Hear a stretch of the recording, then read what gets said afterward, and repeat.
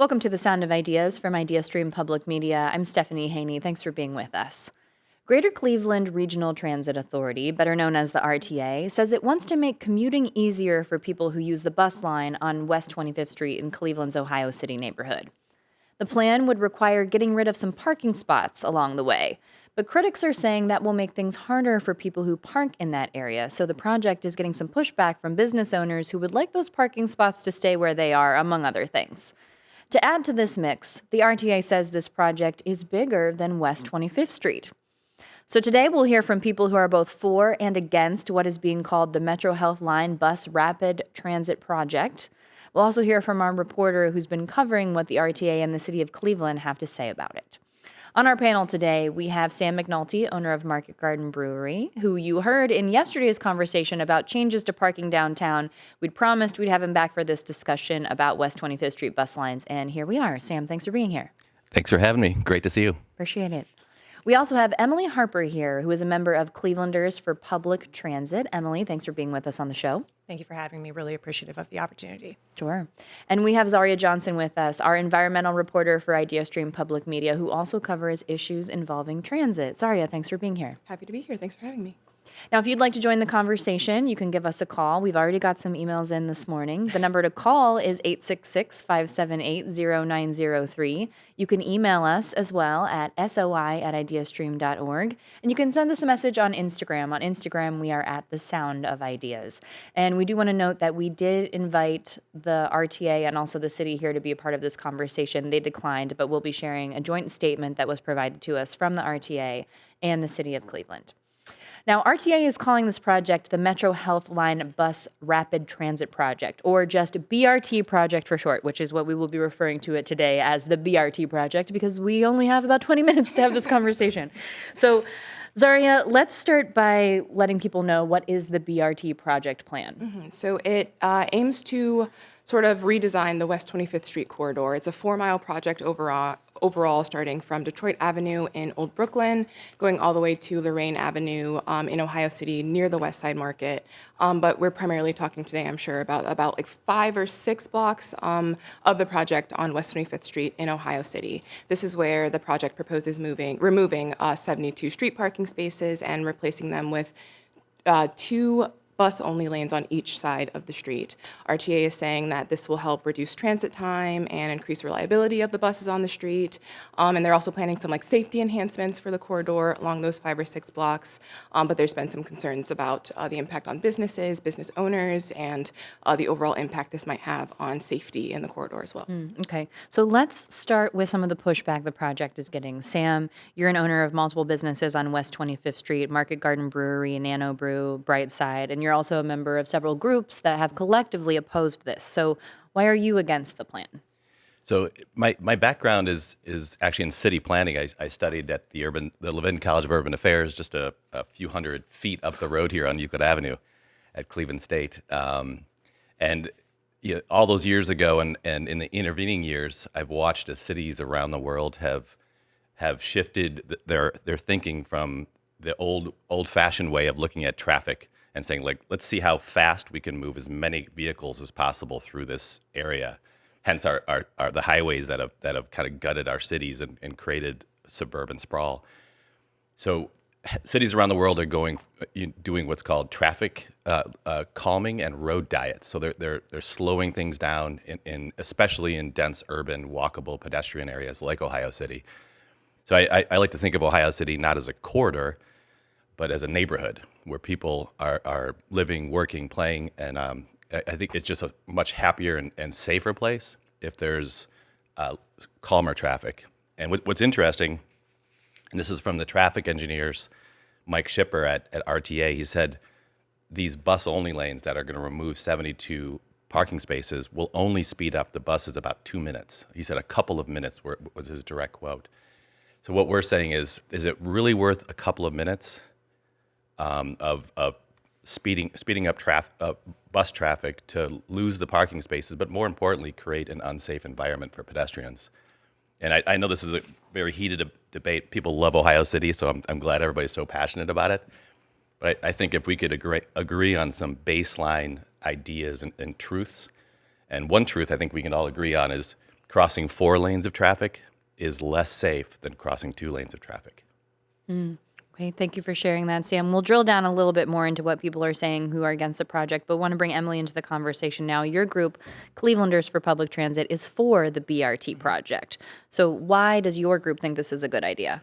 Well, Sam is talking about traffic, being a problem in the area, but I think really what is the issue is cars.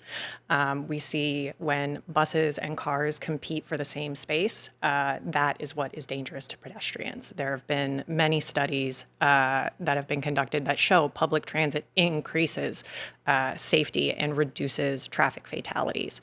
There was a study done, or a data analysis, I should say, from the FTA and NHSTA that showed cities where people opt for public transit just 40 times a year have half the traffic fatalities of cities where people just opt for 20 transit trips a year. And that's annually. That's not 20 trips a month, 40 trips a month. If you go to Guardians games or Cavs games and you opt to take transit, you are adding to that per capita rate of reducing traffic fatalities. Okay. In just a minute, we're going to get to a caller, but Sam, you mentioned some things. You mentioned traffic calming and a road diet. So can you just explain what a road diet and what traffic calming is for people who aren't familiar? Sure. So I'll first start with all the business owners that have expressed their desire to start the bus-only lanes south of Monroe. So that's really south of the Ohio City neighborhood.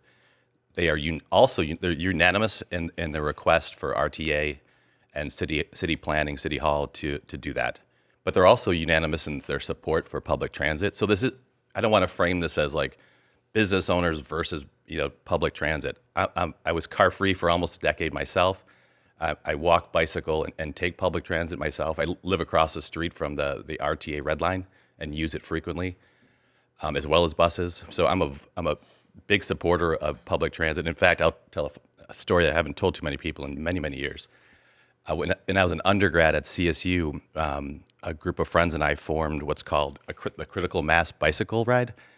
So what turned out to be hundreds of us showed up, and we would bicycle from CSU to if you remember the old Barking Spider Tavern in University Circle.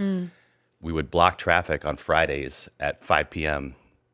And what we were asking for, it was basically like a fun festival protest, asking RTA to put bike racks on their buses and allow bicycles on the trains. So it's ironic that all these years later, here we are at odds with RTA when it was something that I spent most of my life utilizing and supporting.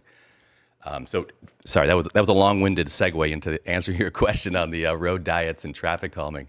So it's kind of simple. It's if you think about the neighborhoods that don't have any like there, like Mayfield Road out in Mayfield Heights. It's multiple lanes of traffic. Buses, trucks, cars just racing down. Very difficult for pedestrians to cross, and you would never want to bicycle there. Then you go to places like Little Italy, Mayfield Road, or Larchmere. There's parking on both sides of the street.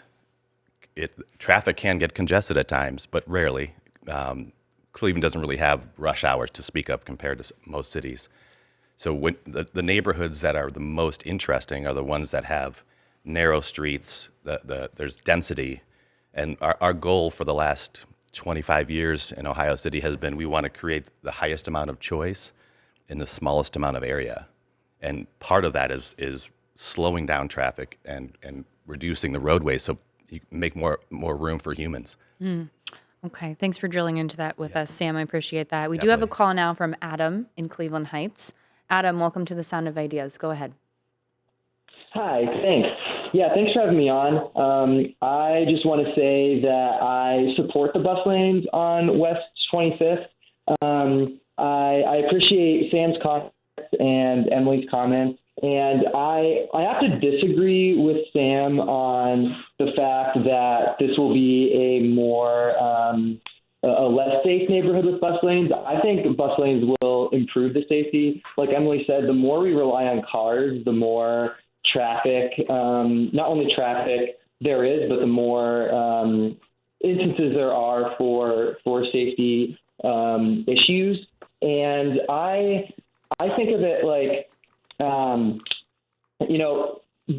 I love Ohio City. I think it's a great walkable area. The only thing, it has great businesses, has great neighborhood character. The only problem with it is you have to drive there in order to enjoy it if you don't live in Ohio City. And I just would love to be able to get there and to enjoy Ohio City and be able to traverse that corridor, that neighborhood, without having to drive my car everywhere. Parking's already, there is a lot of parking in the parking lot behind the West Side Market, as well as a bunch of side streets there. It's not like I'm going to park my car on West 25th anyway. I know I'm not going to find parking there.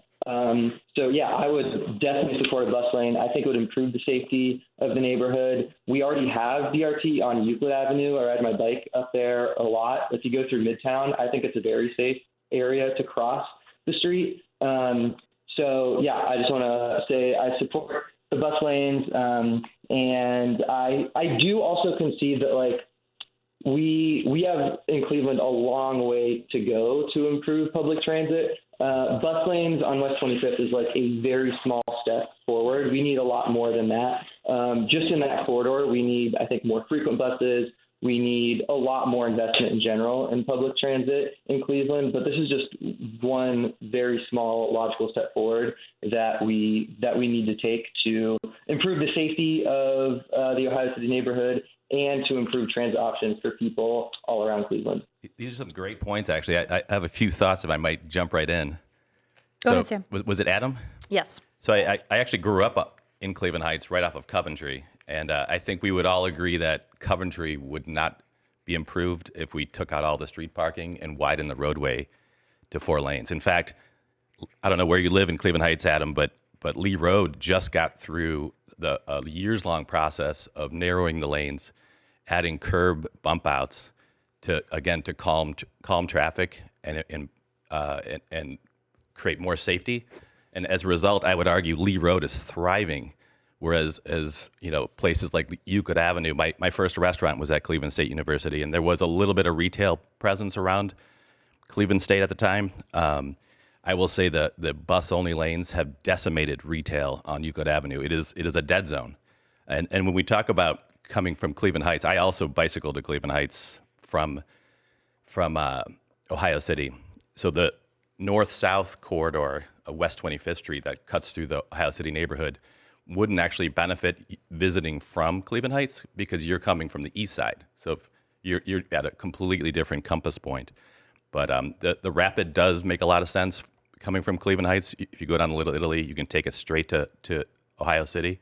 And actually, the good news is we're all thrilled that the RTA got federal money for new trains. So you won't have to disembark at Tower City and go to a separate track to cross from the east side to the west side. So very, very excited about that. Mm-hmm.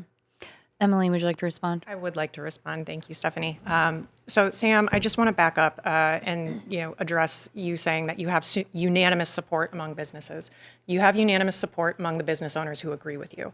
There are multiple business owners who are in favor of the bus lanes. The owners of Index, the owners of Lecco, the owners of Tabletop are all in favor of the bus lanes. If anybody would like to talk transit, Clevelanders for Public Transit is hosting a sip-in this Thursday at Lecco Coffee from 5:30 to 7, where we're going to have representatives from RTA and hopefully the city come and talk and answer your questions and give more information about this project.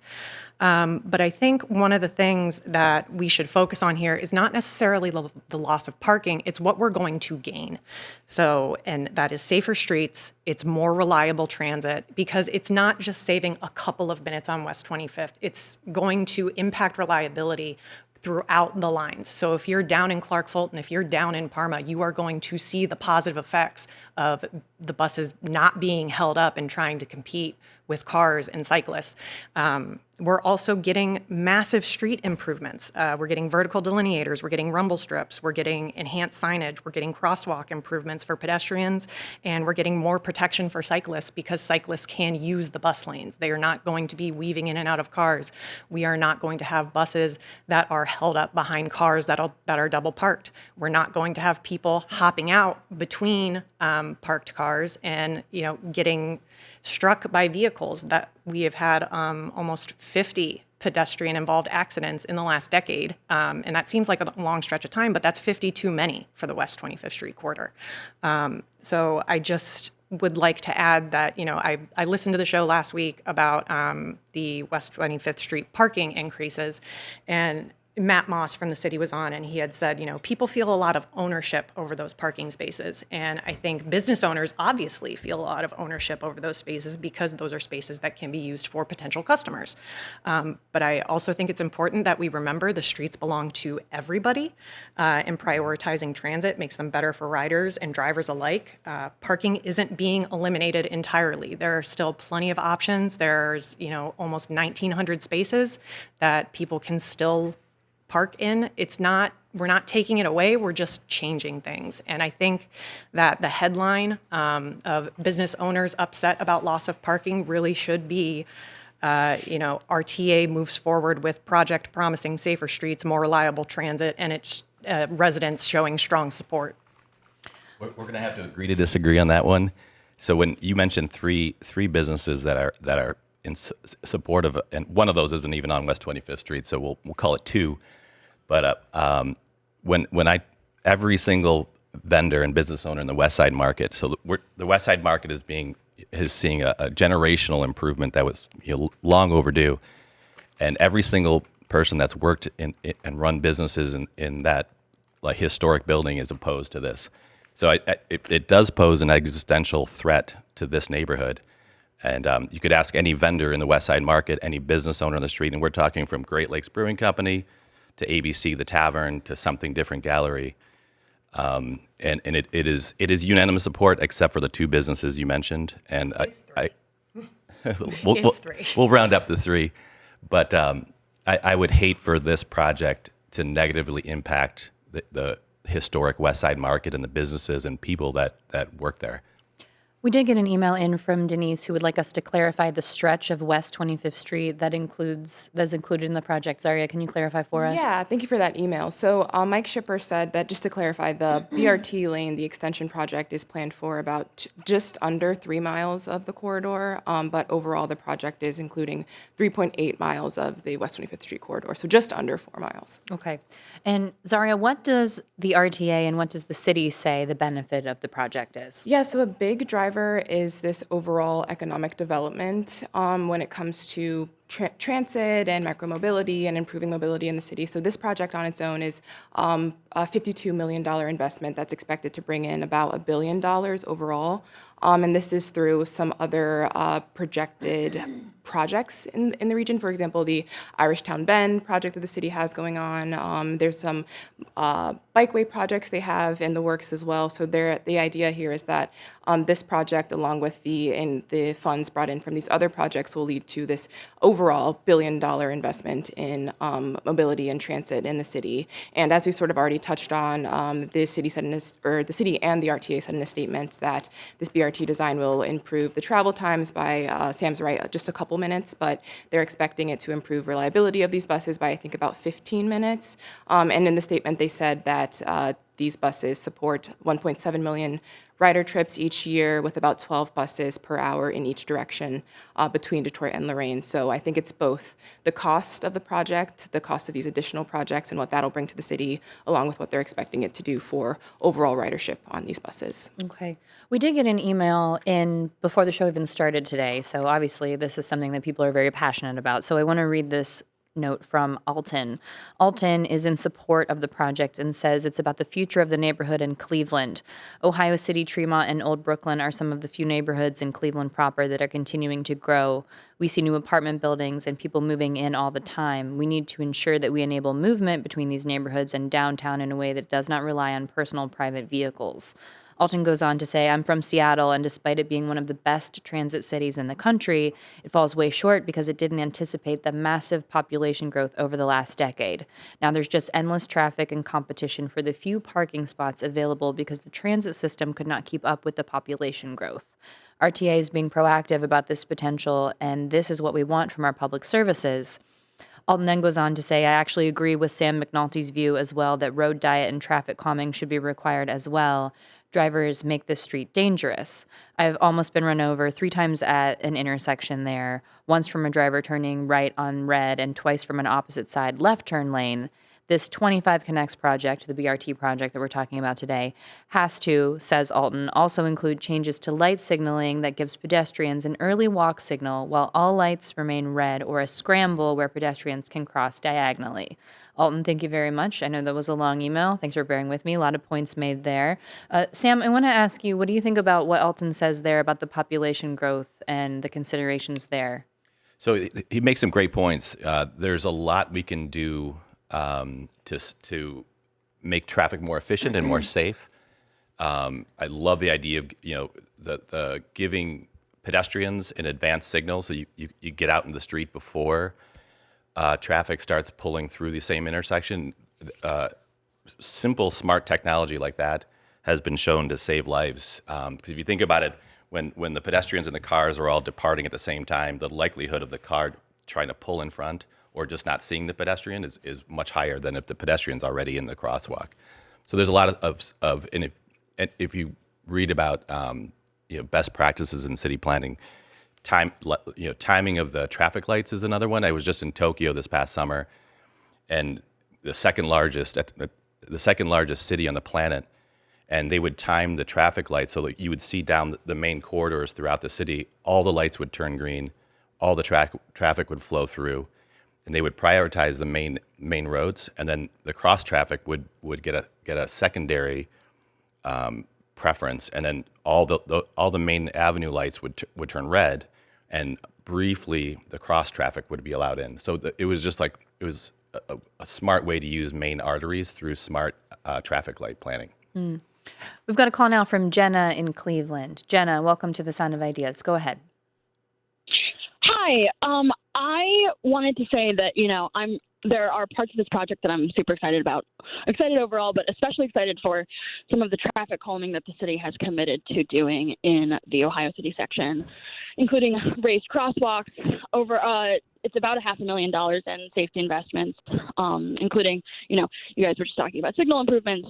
That also includes looking at safety technology for intersections. This is a huge investment federally to this neighborhood, and I know that Sam and other business owners have said on the record that they're going to work with Bernie Moreno and others to pull federal funding for the entire project if they do not preserve what would be 55 parking spaces. I'm wondering if, Sam, you could talk more about how you guys decided that those 55 parking spaces were worth, advocating for the loss of the $52 million in federal investment. That's a great question. And to be clear, this is every single business owner that has signed these letters, all the West Side Market vendors, all the business owners in Ohio City, except for the 3 mentioned, are fully in support of funding this project. And in fact, what we told India Birdsong and India Birdsong from RTA and Callie Mersman from City Planning and Mayor Bibb, we've said, we want to advocate for increasing funding. Like, we want the RTA funding at the federal level. Like, Ohio is very, very wildly underfunded when it comes to public transit, and we want to change that. But that doesn't mean that this project is bad city planning for the Ohio City neighborhood.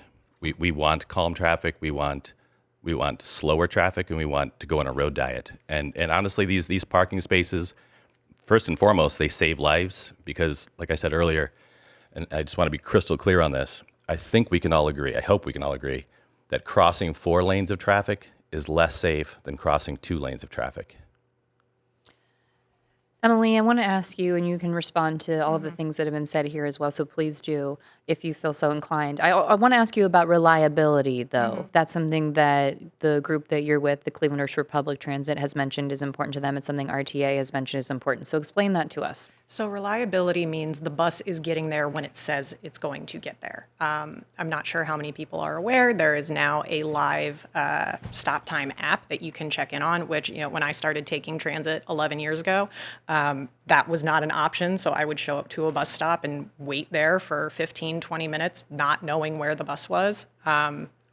But now, before I walk out my door, I can look and I can see exactly where my bus is and if it's behind schedule. So I can, delay what time I step out into sub-zero temperatures. So increasing reliability of the bus is going to make it more attractive to use. If the bus is there when it says it's going to be there, it's easier for people to plan their days around that. Schedule their appointments around that. And it's going to make it easier for people to move through the West 25th Street corridor, which I have been stuck in dozens and dozens of times. It's a very frustrating thing. And they can get to work, appointments, school on time. And one of the things I want to, really underscore, the idea that the loss of less than 80 parking spots is going to decimate business in the West 25th Street corridor. I'm sorry, for me, it just doesn't hold water. West 25th Street is a destination. It's a crown jewel. Sam, you and the other business owners have done a wonderful job of developing that area and making it a place that Clevelanders want to visit and a place where people visiting Cleveland want to visit, so we can really showcase our community. So why not make it easier for people to get there? We did get a statement from Greater Cleveland RTA and the City of Cleveland. So this is what they told us in part. The Greater Cleveland Regional Transit Authority began this work with the Transit-Oriented Development Study in 2020 to 2021. Several BRT alternatives were considered and proposed through extensive community and stakeholder outreach, resulting in the current project designed as submitted for funding with the federal government.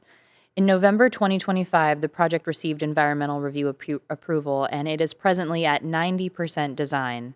That design expected to be completed in March. They went on to say the design reflects years of public and stakeholder input with more than 770 participants and 65,000 impressions.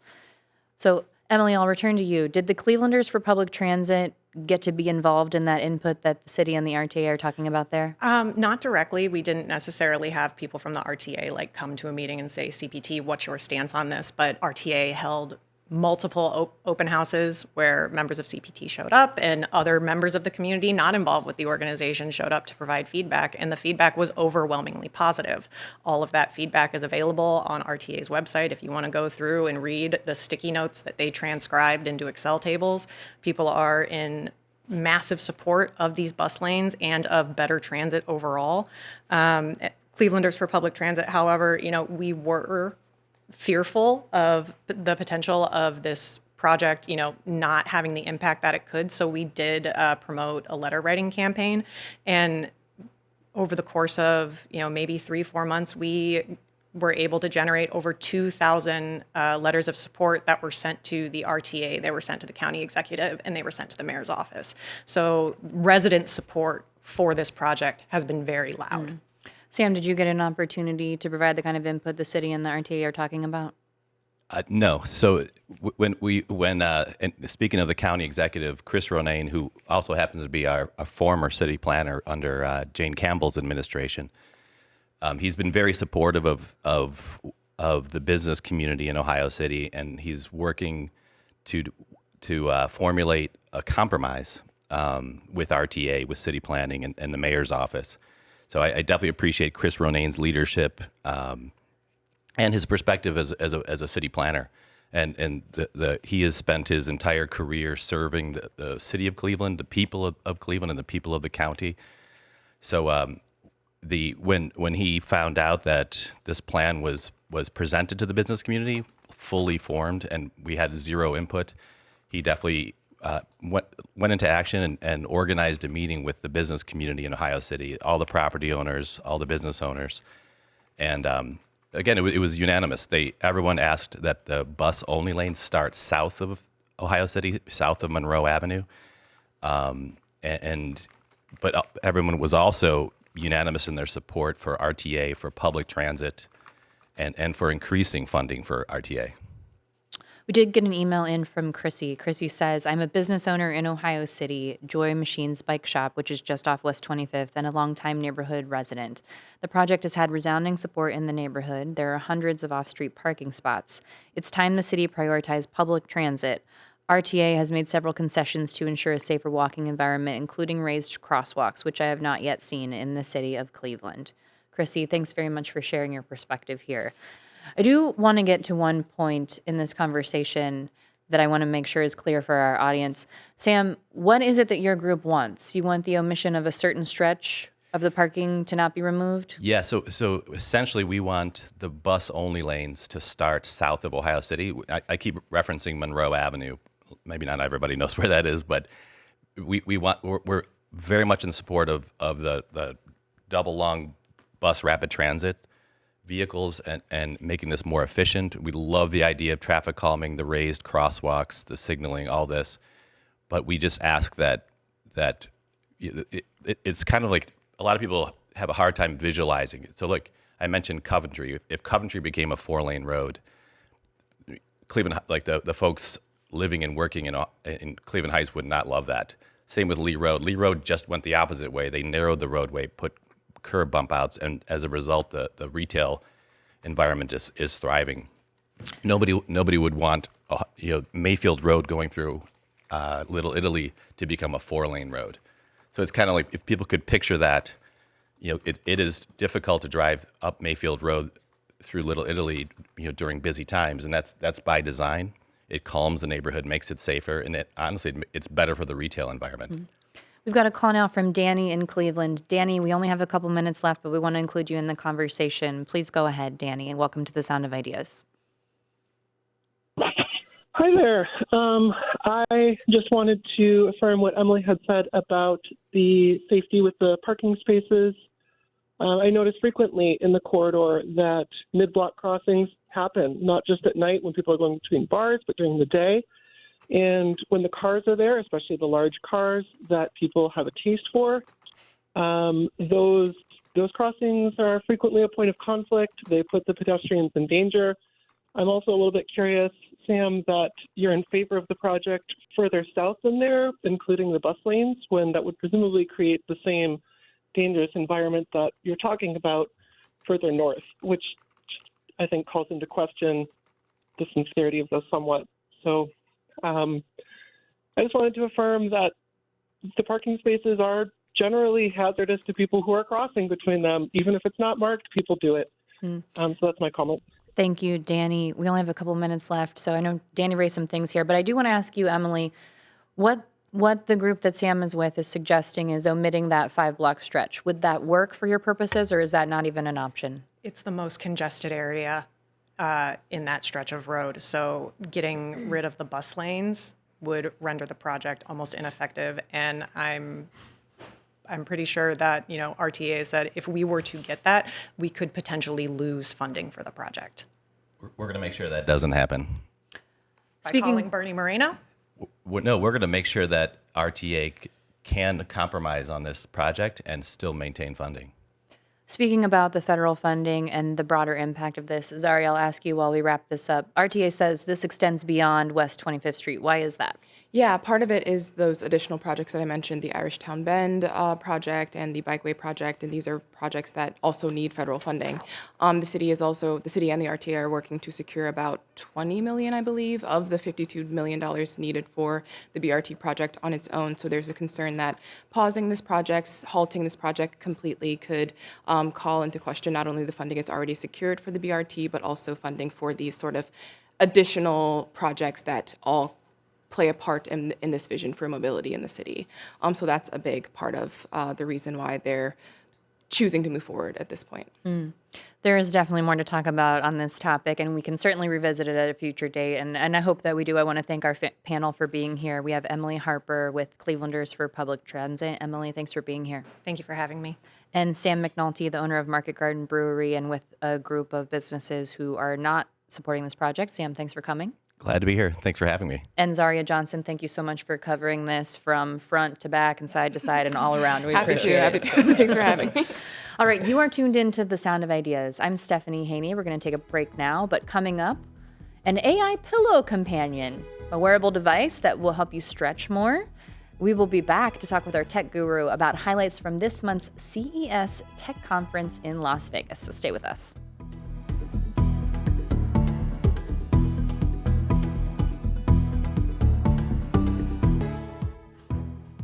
You're with The Sound of Ideas from IdeaStream Public Media. I'm Stephanie Haney. Thank you for staying with us. Every January, the world of technology descends on Las Vegas for the annual CES event, formerly known as the Consumer Electronics Show. Companies show off everything from holograms to color-changing nails to headphones that massage your ears as you listen to music. That sounds delightful. We should get a set of those for here on The Sound of Ideas. Now, each year we catch up with Jared Bendis, the digitization and new media specialist at Case Western Reserve University, to talk about what he saw at CES and what kind of future tech could be on the market soon. Jared, thanks for coming in with us today. Thanks for having me. We appreciate it. If you'd like to join the conversation, you can call us at 866-578-0903. You can also email us at soi@ideastream.org or message us on Instagram at The Sound of Ideas. All right, Jared, we are talking about tech. So when you were there at CES, tell us, what was the most interesting thing that you saw? Everyone keeps asking me that because a lot of people are like, it was boring this year. There was nothing exciting. But to me, what's exciting is a lot of times trends. A lot of times what's exciting is to see what was hot last year, this year, and next year versus what actually just vanished. Oh my God, there were 20 of these last year, and now there's none of these. I think one of the things that I'm personally excited about is exoskeletons. That's been like something that, or every year I see them as like just industrial things, and there are multiple commercial consumer level exoskeletons on the market that you could wear. They sell them for hiking, but they're also aiming for mobility issues as well. But this idea that I can, for between $1,000 and $2,000, strap on an exoskeleton that'll help me, walk longer or be able to climb better is amazing. Wow. So can I ask you a little bit more detail about that? I don't know how much you can share with us, but does it do the walking for you? So I have tried. So the first time I ever saw one of these things, you either see them with people who are completely, have complete, paralysis, and you're basically putting somebody in a robotic walking suit, and that's a really extreme cutting-edge technology, which is not mainstream. Or you see them being used in industry where there have people, the same people who would be like working with like a forklift would work with something like this, but they come and kind of created a middle ground here. So this idea is they're really being sold for hikers. So what happens is you strap it around your belly, and then they strap it around your legs, and as you walk, it sort of lifts your legs for you, and it follows you, and it follows your gait, and it makes walking easier, though there's a mode for exercise that can make walking harder. So I tried several that did that, and I also tried one that was designed specifically for people with other mobility issues that was more like a leg brace. And unlike this that lifted your legs, this was more about like moving your knees for you. It was amazing. And that's what we're seeing on the video. We were just seeing that on video. Yeah, that was me trying one of those. And again, there's a company that I saw, I think last year or 2 years ago, where it was like, first it was experimental, then it was a Kickstarter, and now it's like literally for, their high-end one is $2,000, and that's a 7.5-hour battery life. And it's used for, again, hiking, where that you can put it on to like boost your assist, make it. But there were people walking around the show with them. This idea that we're going to mainstream being able to wear, like you would wear like a leg brace or a knee brace or a back brace, but wear something that would actually allow you to walk, more upright and be able to lift it was crazy. I think about the one implication of this coming into more common use, think about children that have to wear a back brace because they've got scoliosis or something like that. So lots of interesting facets to how this could go. Okay, everybody's talking about artificial intelligence, including us here at IdeaStream. We're dedicating a week of coverage to artificial intelligence, the week of February 9th. It'll be the subject of our upcoming community tour. You've got something here with us. What was the AI landscape like at CES? So everything is, I was expecting it to be a lot more AI all the time than it was. So last year, it was years before, everything was smart or connected, which is all the way also AI. But now, last year, everything was more about AI note-taking. And this year, the AI was, I think, spread differently. So I saw a lot of like AI chat engines. This is, I have not turned this on yet. I have not hooked it to a network yet. This is an AI-powered teddy bear. And in theory, you're able to, your child will be able to talk to it and would talk to you. I have to do a lot of testing to see what do we call the rails are, how dangerous this is. But there are many, many companies that were selling robotic toys for children with AR avatars or AR agents in them, which would allow them to do real-world communication. That I was fascinated with because it sounds creepy and terrible at first. It sounds like, the rails aside, let's assume for a moment that that communication is safe. The positives for this are amazing because when you think about the the overuse of screen time. People are talking about like all the kids are doing is talking at their screen or they're talking to strangers. Well, if you were to say, if this were to work and your kid were to talk to this and all of a sudden you're having natural conversation and, real socialization, I know it's better to talk to real people, but it's not a stranger. It could have rails, it could have guidance, and it's better than just this depersonalized communication. So there are interesting facets to this. I don't know how it's been rolled out yet, but I saw a bunch of those at the show. The wheels in my brain are turning. So you're talking about having that interaction experience, not with the screen that you get instant feedback from, but from something that looks like a teddy bear, and what that could mean. Well, think about it like all the kids, they're spending so much time talking to ChatGPT, and it's a lack of socialization, I say. And a lot of the times where it's just like query, answer, query, answer, query, answer. Well, if all of a sudden you're encouraging that level of exploration, you're encouraging that level of inquisitiveness, but you're also socializing it at the same time, there's something interesting about that. So I'm not saying that we've hit it yet, because I'm sure everyone's going to go, oh my God, this sounds like a nightmare. I agree. There's so much that it could be bad, but there's also some really interesting positives that could emerge from it if we do it properly. We got a note from Logan in Akron. Logan emails in and says, sorry to rain on the parade, but back in the day, electronic devices were developed to solve a genuine consumer-level societal problem.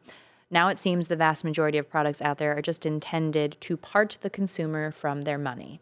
Logan, thank you for that. Okay, so I don't go to the big booths. I avoid LG and Samsung and Panasonic because if you want to know what's going to happen there, just wait 6 months and walk into Best Buy.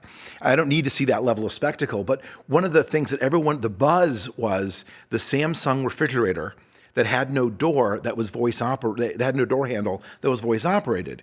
Nobody asked for that.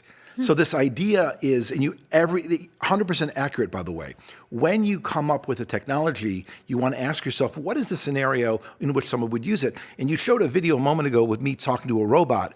And what was interesting was that company that was selling that robot, we off camera had like a half an hour conversation where I didn't read them the riot act, but I really went into great detail about like why what they were doing was wrong, because they were roboticists. They were building a children's toy, but they had no idea about. And I asked them lots of questions, and I asked them all the questions that you would want as a consumer, and they didn't say, go to hell. What they said was, can you sit and talk to us more? And so, we're still in conversation. So you're right. Technology has to solve a problem. At the same time, a lot of these things are lifestyle brands. Sometimes the problem is I want something cool to look in my house. A chair solves a problem, but we don't all do brutalist furniture. Like there is something to be said for aesthetics and style and comfort. So it's not just yes or no. Okay. Let's get back to the concept of things that might be attractive to children. Companion pets is something that you saw at CES. And so those are almost the exact same thing in some ways, in the sense that they're robotics, and we've had robotic pets for a long time. And what's interesting about the robotic pets is I remember when Sony released the Aibo several years ago. Actually, I was in New York at the Sony store the day it was released. It just happened to be there. It's a $5,000 robotic dog that nobody asked for and nobody wanted. Now, of course, if you're allergic to dogs and you want the simulation of a pet, but what's interesting about the robotic pets that I'm seeing is, number one, they are designed to have that interaction. Number two, a lot of them have this sort of STEM resources along with them, where they're like, you have the pet, but you also code for the pet. So it's designed to be interactive in a way that you wouldn't just be with a pet. You're training it, or I guess you train your pet too. But so a lot of that was theoretically. Theoretically. So a lot of that was like that. But the ones that at least two of them that I saw, they had the current versions, which were the standard versions, and then they had the new versions that had the cameras and the AI. And the cameras and the AI are the ones that allow them to do the next level. And those aren't out yet, but they're coming soon. And the same sort of thing where, again, you get to talk to it, you get to ask it more about the world, you get to have more interesting conversations with it. I wish my dog could talk back to me. No, you don't. No, you really don't. You know what? He would probably be very sassy. He would say, why aren't we outside more? It's because it's 8 degrees outside, Oscar. That's why. Yeah. Okay. I am in a lifelong search, Jared, for the right pillow. So did you find something at CES that can help me and my fellow pillow seekers? So there is no right pillow. There is no right pillow. Because if you find the right pillow today, in 2 weeks, you'll be, this was better 2 weeks ago. I think pillows are the ultimate I have a huge, you don't want to get me started on pillows. I actually believe that, I will say right now, on your birthday, you should buy a new pillow and throw away your old one. You deserve a new pillow. Okay. It's my birthday tradition is I always get a new pillow and throw away the old one. And this way you're always fresh. Anyway, but when it comes to the comfort, so there was a couple of items that were about connection. And there's this weird idea of, will you feel connected using technology? And it wasn't just the soft robot, though there was a robot that would hug you. And it's the same thing, by the way, when you're looking at weighted blankets. There's actually, I saw literally the next day, I saw a stuffed animal that had weighted arms that would hold you as well. And this question of being hugged by a robot, a soft robot. By the way, it's pneumatic, it inflates when it hugs you. Does that feel like a hug? And for everyone who's like, that's artificial, you know what? We all had teddy bears. Some of us still have teddy bears. It's not artificial. It's why we like, soft things. So there is that. But there's also this idea of what is connection. And I want to segue a little bit weirdly here, but the smart telescopes had the same problem. The first time I saw a smart telescope, I'm like, I don't put my eye through the eyepiece. I got to look through the app. Is that going to feel, if I'm holding an app and the telescope is 5 feet in front of me, am I going to feel like I'm looking through the telescope? And the answer was yes. Surprisingly, I thought I would feel like, am I just looking through a database? But no, it really did feel that connectivity. And so whenever you're playing with any sort of technology that's about sort of personal integration, you've got to ask yourself, this is like, by the way, if you're getting yourself a new phone case or you're getting yourself a new chair, if the chair is comfortable, you'll use it. If the chair is uncomfortable, it's just a chair. My mind is a little bit reeling right now. Sorry. But no, it's great in the best way by thinking about looking at a second screen experience while using a telescope and how that could change that. So a couple years ago, one of the smart telescope companies sent me they lent it to me. I had to send it back. It was a $6,000 telescope. They sent it to me in January, and I'm living in the city, and I'm immediately in my driveway with the streetlights, and I'm pointing up, and it like emerged these photos. And what's cool about it is because of the way that they do multiple images, you actually couldn't see what I was seeing through an eyepiece. It has to be data built up over time. But the connectivity was there in a way that it felt like I was doing it. And that's really that sense you have to keep going with. We have an email now in from Tom. Tom says, that teddy bear is reporting back to the host company with everything your child says and collecting that data for analysis and training.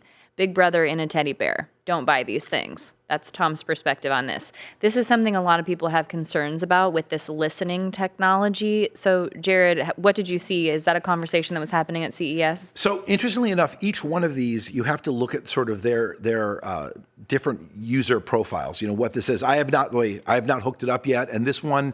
Again, some of them are subscription models. Everyone's got the different ways they do it. But what's funny is every time I have a conversation with somebody about like, oh, they're gathering your data, they're listening, they're training, all these types of things. And I go, oh, well, this is what the user, this is what their agreement says. They go, I don't trust that. Well, dude, if you're not going to trust the agreement that's in front of you, and if you're a skeptic and you don't trust the agreement, then you shouldn't have any smart devices whatsoever. Last year, there were a bunch of devices there that were stupid smart devices. They were voice controlled, but they weren't attached to the internet. So the idea being that you didn't have to have that control back and forth. But at the end of the day, you either are going to give up some of your data or you're not. I'm not saying that we should be foolish about it, but also we have to ask ourselves, like, what are you really protecting? What's your goal? Okay, very quickly, we've got just about 45 seconds left. Was there any conversation about automation at CES and job replacement? Yes, it was kind of creepy. There was this one, I was at one, I'm not even going to say the brand because I don't want to say it, but I asked them, I'm like, so what are you selling this year? And they're like, well, with the shortage of unskilled laborers, we are working on automation to replace those people that were, and I'm like, and it was just, there wasn't a huge undercurrent because I don't go to that part of the show very often, but it was clear that the message behind some of the big tech was, we're creating robots because we're losing people. Okay. Well, something to keep an eye on, something I'm sure we'll dive into as we explore artificial intelligence here at IdeaStream Public Media. Jared Bendis, Digitization and New Media Specialist at Case Western Reserve University. Thank you for the time. Thanks for having me. We appreciate it. All right, that wraps up today's show. But first, as I was just mentioning, here's an announcement for our audience. You can join us for our next Sound of Ideas community tour. This will be my first community tour as your host of the Sound of Ideas. We'll be talking about lessons learned from our week-long IdeaStream Explores AI series. So we are inviting all of you to come to our home at the Idea Center. This will be Tuesday, February 17th at 6 p.m. It'll be an interactive conversation on how AI is impacting education, the arts, the environment, and our workforce. The event is free. We just need you to register for it at ideastream.org/SOI. Now, to get the last word on today's conversations, you can email us at soi@ideastream.org. You can also find us on Instagram. We're at The Sound of Ideas. Yesterday, we brought you a conversation about the City of Cleveland's new parking policies and got some feedback from you in the audience. Greg wrote in, "There are also issues of equity. These parking changes have been extended beyond where meters were originally placed, affecting the outer areas of Ohio City that are not as developed or as serving of low to moderate income people, areas like West 48th and West 50th Streets. This impacts people that are going to go see their doctor." Greg, thanks for sharing that. Addison also sent in an email and said, "It seems to me that parking with the app, the Park Mobile app, should allow you to pay for exactly the time you are there.